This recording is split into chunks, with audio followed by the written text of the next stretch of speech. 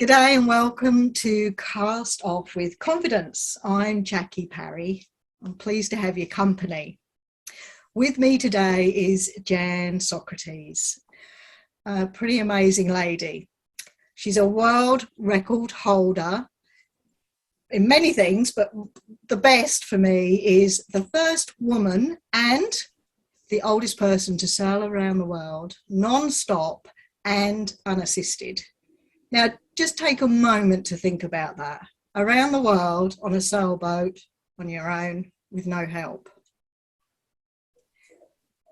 These are extraordinary achievements in themselves, and there are many others. Just before I get into introducing Jeanne a little bit more, I just want to take a moment to thank our supporters on this show. And this episode is brought to you by Pentenius Yacht Insurance. I just want to read a little bit that I read that Jeanne wrote, and this is a quote, and I think this is very simple but very pertinent for anyone on the water, no matter what stage they're at. And I'd just like to read you this. Nothing is going to be bad for long. I think you have to have the right mindset. Things are going to get better. They are going to get fixed. You kind of sort yourself out. I'm used to fixing things, sorting things out, dealing with problems. It is a way of life almost. Now that's very sage advice, and this is from a lady, and I love this too, who refuses to do age. And that's where we find Jeanne today, dealing with problems, sorting things out in Queensland. Welcome, Jeanne. Thank you, Jackie. Nice to be here. Lovely to have you here. I had trouble knowing where to start, but as I talked about Queensland and sorting out problems there, you've been a guest in Australia for a lot longer than you anticipated due to COVID. Yeah, that's right. I arrived here February 14th last year. That's 1920, obviously. And I'm still here in September 2021. But loving it, I have to say, really enjoying it. And I've enjoyed my trip around Australia, on land. I had planned to do a circumnavigation of Australia with my land yacht, my camper van, which I'd hired for 4 months last year. And here I am still, and really enjoyed going around Australia as well. That's great. I'm aware you're writing a book. Has that been a good side of COVID and being a little bit trapped here? Has it sort of given you that space and time to sit and get writing? Oh, yeah, absolutely. It's given me a really positive side to think, okay, I'm trapped here. I could be going mad because I'm trapped, and what can I be doing? But I had a really good project to get on with. So it was perfect. I mean, the theory had been that I was going to write it last year, but I was too busy doing things and going around. I'm sorry, that was my phone interrupting. We can deal with these things. We're thrown challenges at sea, I'm sure, and we cope with them then. I'm sure we can do it on land. So where did I get to? Yeah, so in answer to the COVID, to the book question. So for me, being stuck here, as it were, but having something positive that I could get on with was brilliant. It meant that I really had something that I had wanted to do anyway, and I'd failed to be achieving it last year because I was too busy doing other things, like traveling around Australia and meeting people and seeing fantastic places. So to be able to sit down in Cairns in a very nice place with nice weather, with my bare legs, bare arms all the time, it's been wonderful, so I've really been able to get on with it. Is there a timeline on that? Do you have a deadline set? I have a book agent in London who says, I said, I've got to be able to sell this in Australia, Canada, the US, as well as in Britain, because I've got a lot of friends and people there that I know. And the agent said, well, no problem with Australia and Canada are usually included in British, in our reader coverage, let's say. But at the moment, we're trying to get a proposal. I've had 3 people come to me already. I mean, when I had a story about my last circumnavigation printed in the Times, there was a 1.5-page story on my going around. The wife of the guy that wrote that is the Penguin editor. And so she came to me, she was dead keen to write my story because she gathered I had a really good blog day by day. Great. She came to me. I'd already had someone else come to me, and then recently I had Ad Coles come to me, all wanting to publish my book. So, I've already got options, but obviously having an agent, he'll protect my interests, he'll make sure that I get the best possible deal. So I think, obviously he takes a cut of any income I get. I don't know what that'll be. But so I think, so we are now working together, trying to get a proposal for my book together that he can push out as soon as possible. So, he's supposed to be coming back to me this week with ideas, because it's turned out not into just a talk about my lost circumnavigation. It's turned into a memoir of everything. Yeah. And I'm saying, well, that's a problem, because I've been around 4 times. I've now been around Australia. That could become a book in itself. Yes. There's so many adventures there. And so it's going to be really quite difficult to kind of compress all that and still keep it interesting. So it's a big job. It's a huge job, but I wish you well with it. And I'm sure a lot of people, including myself, will be waiting for the book. You've got a lot to tell us. There is, especially with my Australian heritage, because, I don't know how much of that story. I mean, that's why I was here in Australia, actually, is because I have an Australian father. He was killed in the war when I was 5 weeks old, one of the Faulkner breed. And my grandfather was Otway Faulkner. So if you're into sheep, you should have heard of Otway Faulkner and F.S. Faulkner, the company. He was my grandfather. So I've made contact now, just recently, just before I went around. After my accident, I made contact with my family here in Australia. And that gave me a reason, okay, when I finish my circumnavigation, first thing I want to do is get to Australia and meet up with the family and see where my father grew up. Go to Geelong, there's a stained glass window in his memory, the grammar school there, and just go around Australia and see Australia and meet up with the radio friends I made while I was sailing around as well. So I had several good reasons to come to Australia. Oh, so, that's extraordinary. I'm looking forward to reading more about that. That won't be in the book, though, because the book's supposed to be, I don't think it is, I don't know, because the book's supposed to be about my sailing, and I'm thinking, well, that as well, how are we going to fit all this into one book and keep it interesting? Yes, I wish you well. And I think I should move on to your sailing. I could talk about coming to Australia and travelling around. You've done more travel around Australia than I have, but I'd like to first jump to the sailing. And it all started for you, I believe, in 1990 with dinghy sailing. Is that right? I think 1990 I started windsurfing. Right. And a touch of dinghy sailing. And then I gradually, over the next couple of years or so, did more windsurfing. I actually became a windsurfing instructor, just for beginners. That was fine. I had to get my level 4, which was quite a push. And at that time, what was I? I was 40-something, 1990, 48. Yeah. So, so then I got into dinghy sailing. So I was into sailing from then on, and I loved that. But the windsurfing really, really got me. I really enjoyed that. Just fantastic. And then in 94, I got onto a competent crew course, just to help the course go. I thought, I did a lot of my sailing out of cows at the UK Sailing Academy there. And I'd be watching, coming in, with the laser or whatever, back into the centre in the evening, having had a day out sailing on the Strait outside Cowes. And I'd be watching these yachts coming in with their, of course, by then they're coming into land, and they're just standing around looking a bit, I thought, that looks totally boring and uninteresting, But then when I did this competent crew course, it was on a Sigma 33 out in the Solent, and we were really lucky. It was in June, towards the end of June, a week, doing the 5-day course in one go. And we had weather like it is now in Cairns, brilliant, lovely sunny week, unusually, with lovely wind though, and a good instructor. And I couldn't believe it. I was trying to hike out like on a laser, saying, are we going to tip over, and being, we never tip over, big lie. Anyway, and then I realised all these other things. It wasn't just the sailing.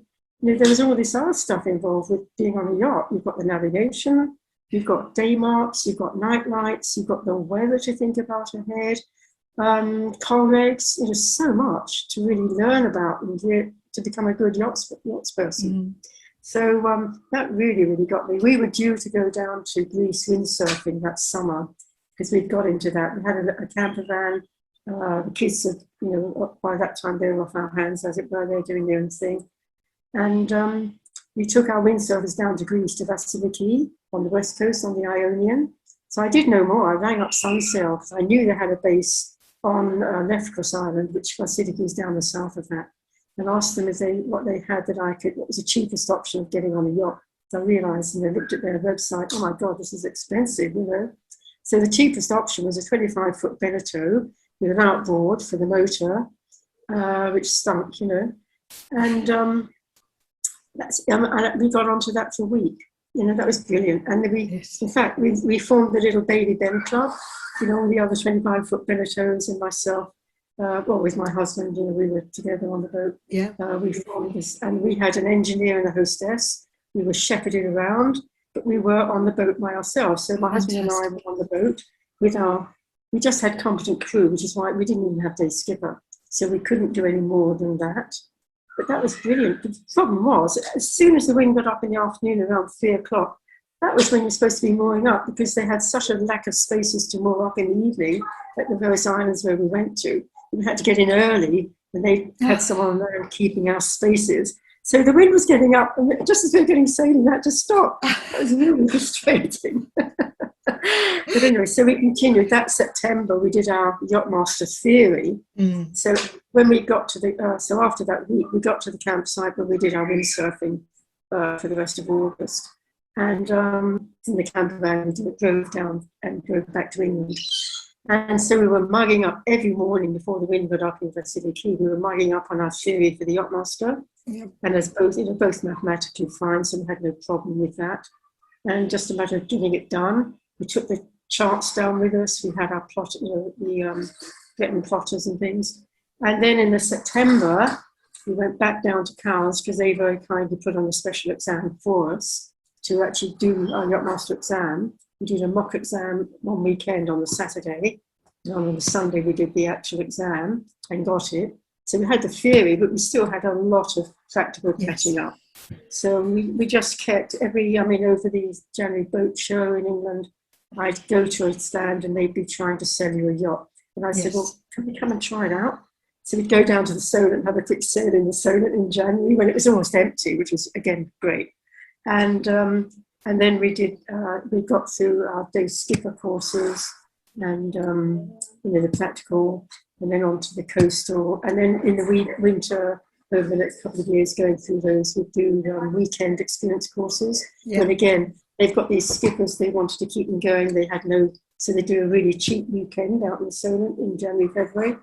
So we took advantage of that. And so we slowly, with the courses and with that, we slowly got ourselves up to, come 97. We hadn't got our Yachtmaster by then. But by then, of course, I'd retired and we'd got a boat. And so that was in 97. That was great because you got that experience and you knew you enjoyed it, you knew what to expect, and Beneteaus are great for that training and learning. I've got a colleague anytime we took an exam when we had our own boat, which is a Naiad, they don't want to go backwards, so if you get into any boat like that, so whenever we did an exam after that, like our coastal skipper practice and the Yachtmaster, always chose to do it on a Jano or a Bavaria or a Beneteau, because you just turn yourself around, point the tiller, and back you go. Yeah, no problem. I had to learn with a Naiad, a much heavier boat. It didn't want to go. If I had the wind wrong direction, too strong, tough luck. If you're lucky, you go straight, but you're never going to go around the corner the wrong way. Yes. So it was a good experience. Yeah, it's great experience, and so knowing and having that understanding and enjoyment for it. That's when you've got your first vessel in 97, and that was Nereida 1. Right, yeah. I mean, interestingly, talking about the experience of the boat, the boat was we got the boat in, she was based in Hamble, which is just south of Southampton, Hamble River, and just across the way from Cowes. So what we did one time, we took her over to show her off to the people at the UKSA that had become good friends by then. So they'd been really helpful. And I suddenly realised that just down the river, on the opposite side from where we were, there was almost an empty marina. I don't know if they've been redoing the docks or what, but anyway, so we just took the boat over there. We just got it new and we're having trouble docking it. So we just went in and out, in and out. We spent a day on the dock there, just going in and out in different current conditions, because the tide was coming in and out over the day, in different conditions, just getting to learn how to dock our boat. You know, it was really, really good, you know, really useful practice. Yeah, it's important to do, and in different conditions, because it tests us, especially with the heavier displacement boats, as you were saying, and having that test in different conditions and sort of understanding our prop walk and what the boat does in certain winds is important to know how to counteract and not getting that. frightened about if you can see it's not going to work. Okay, don't try and recover, because it won't recover. Just go out again and come back in again. Absolutely. Do that. Yeah. I mean, I came in once, quite funny. I came in once into just Vancouver Island. I was coming in on a rally into somewhere up the coast a bit, and I had someone on board actually helping me. And as we were coming in, it was a really awkward manoeuvre.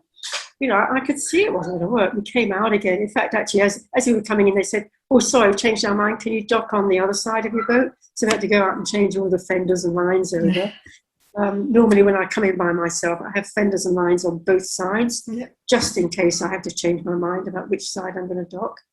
But we came in 3 times, because first 2 times it clearly was just not going to work. Okay, out again, come back in again, try it again, having learned from the previous couple of times what was going wrong.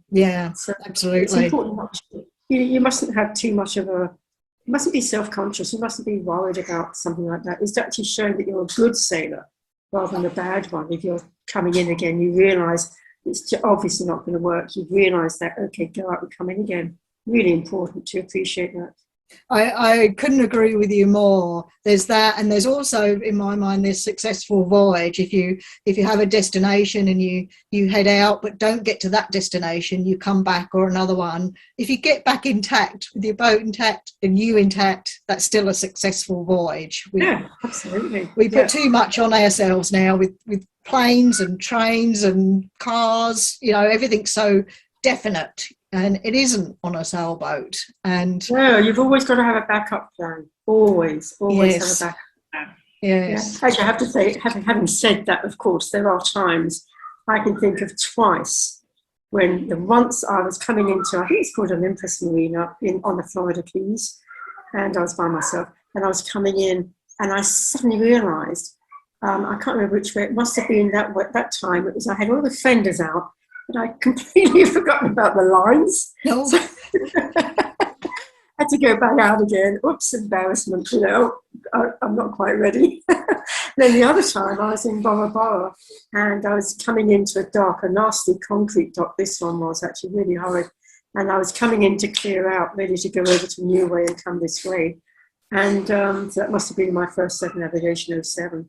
And I was coming into the dock, and I had all my lines ready, and then I suddenly realised, oh my God, I hadn't got my fenders ready. I had no fenders out, and I was actually, that time, I just couldn't get away, and luckily there was a guy on the dock that came washing over, trying to help me push the boat off. We got a little bit of a scratch that I had to mend later, but it wasn't too bad. But oh my gosh, you know, sometimes these things happen, you know, just too bad. Have to use them as a learning curve again and try and make sure, okay, don't forget, before you come in, don't be overconfident. Have I got my fenders and have I got my lines out? There's so much to think about, isn't there? It's easy to overlook things. I had my mind on, I wasn't expecting to be able to dock there. Actually, I had my mind on other things. I wasn't really concentrating. And that's fatal. You know, you've really got to think what you're doing. You've got to be ready before you come in, especially as a single-hander. When I always have 3 lines ready. My bow line, my stern line, and a spring, and a midship line. And that, of course, is almost the most important one. Get that on, and then you hopefully can deal with one of the other 2 quickly. But I come off with that, having stopped the boat. Start, you know, come off don't jump off the boat. Hopefully, just step off the boat with those three guys is the perfect thing to do. Yes, It happens yes. sometimes, you know. You keep amazingly agile. I mean, you're looking amazing, and boating life keeps you young and fit. I know you're keeping yourself fit as you're writing and living in Queensland at the moment. Back to Nerida. She was imported from Sweden into Yeah, I'd Hamburg. been in Sweden while she was being fitted out. I was Mm. there from January through for a couple of months, or most of the time. Every now and then I'd pop back to London because I had to, and then pop out again. And you know, as she was being fitted out, I'd drive to the yard, and the guys would work there. January is horrible in Sweden. You can understand why they love candles.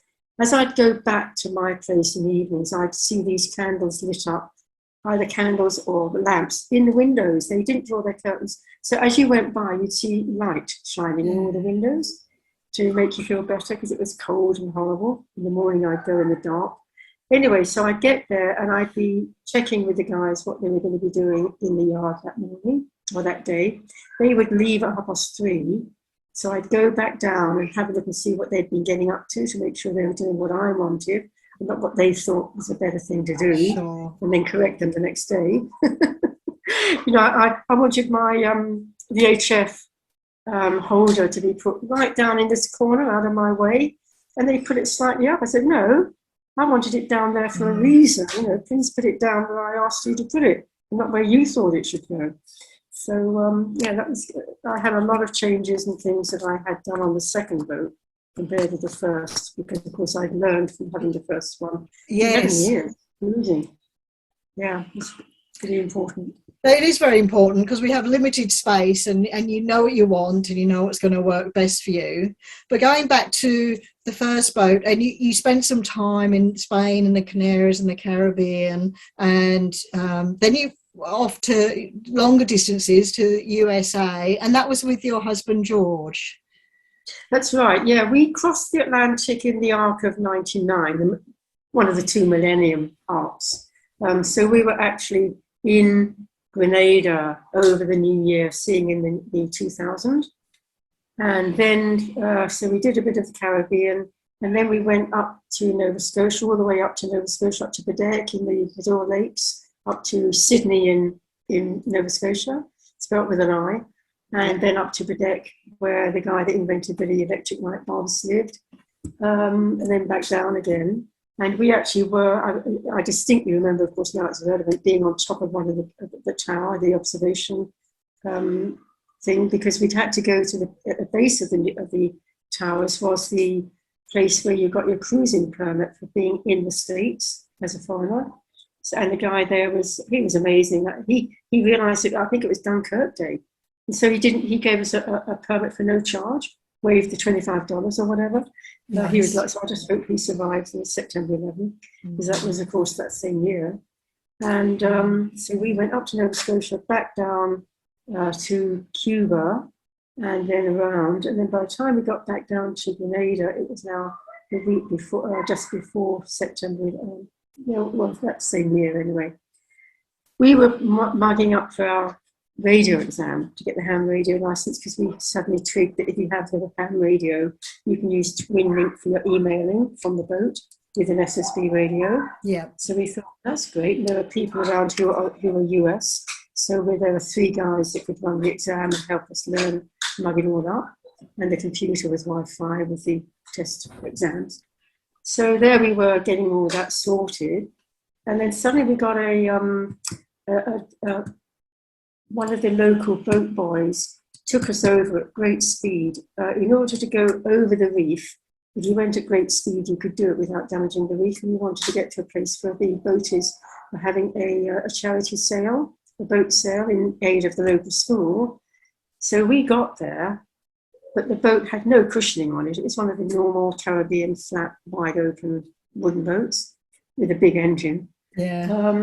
Well, the next day, my husband was suffering so badly with back pain and just didn't want to go. So we eventually got to a GP, and he diagnosed, he obviously realised that there was a possibility of cancer. And sure enough, so we got tested. This was the week before September 11. So Oh. as soon as we got the sign that this looks like, when was your PSA count? We said, what's that? We said. We didn't know what they were, had no idea. Anyway, his PSA was right up in the 70s. It was way, way too high. So we went rushing back to England. We were packing on September 11th in Grenada at anchor. And eventually all of us went over to the TV to watch everything, just shocked. And the next day we were flying out back to England to get him treated. Wow. Which worked well for the time. It was a hormone treatment, which worked well until the following summer, in June, July, August, when we were back in Trinidad. And so I kept him on the boat. He was going downhill. We got treatment. I got to Venezuela. I got him irradiated there. He was actually in quite a bad way. I'd been back in England, and my doctor had given me a jar of morphine sulfate, liquid, to treat his pain. But at least he's on the boat. He was able to go snorkeling, go in beautiful places. We actually explored places we'd not been to. We'd not been to Venezuela before. And so from Grenada, Bickley Bay, where we first took off, we never thought we'd be back on the boat again. So that was pretty good. So from there we went to Trinidad and on to Venezuela. And then we got as far as Bonaire, and we came back to England for a Christmas, basically, in 2002, this was by then. And 2003, he passed away in March. So he mostly was on the boat for as long as he possibly could, basically, which is good. So the boat then was in Bonaire at anchor with both things. Yeah, dreadfully sad time. It makes me catch my breath. I lost my first fiance and had a similar experience, although it was on a boat, and I can feel your sadness. Well, the thing is, you feel cheated, and you feel that he was cheated, because there they were perfectly fit and fine, and suddenly this thing hits, and there's no getting, recovery. It's downhill from there on, which I couldn't really appreciate. When I was in Venezuela and he was getting irradiated, he had ribs with problems. He had I thought it was a hematoma on his hip.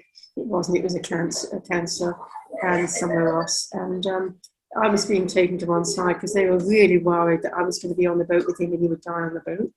And they were so relieved when I mentioned to them, well, this was November, I think. When I said to them in December we were flying back to England for Christmas, they were so relieved because they realised then that, because they said to me, if he's got 3 months, he's going to be lucky. I just didn't believe them. Although he was in a bad way, I didn't believe them because I'd never come across cancer before. No. But they were right, because November, December, January, February, March, March he was dead.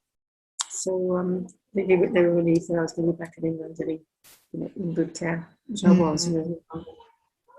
No, it's dreadfully unfair, and I can relate to that feeling. It's a bit of anger in there, trying to understand. And with that, so now you have a boat, and on your blog, actually, I found it very poignant when you talked about it. It was just headed up alone, and that really struck me because, like you, I've sailed with my partner, and that's been really important to me. And you went on to talk about, the sailing bit's easy, but now you've got to learn everything else. Now you're responsible for everything else. And I think that was a big time for you then with that transition. Yeah, fortunately, when we got the boat, one thing that George never liked to do was get his hands dirty. So I said, okay, I'll look after the head. She was delighted. So I had that, that was fine. And of course, I do have a physics and maths degree, so I was into being logical and I had a bit of an understanding of electrics and so on, which was helpful, and forces and such like. But you still have to equate it, have to relate it to the boat. So, but I had always made sure that I understood what was going on. But when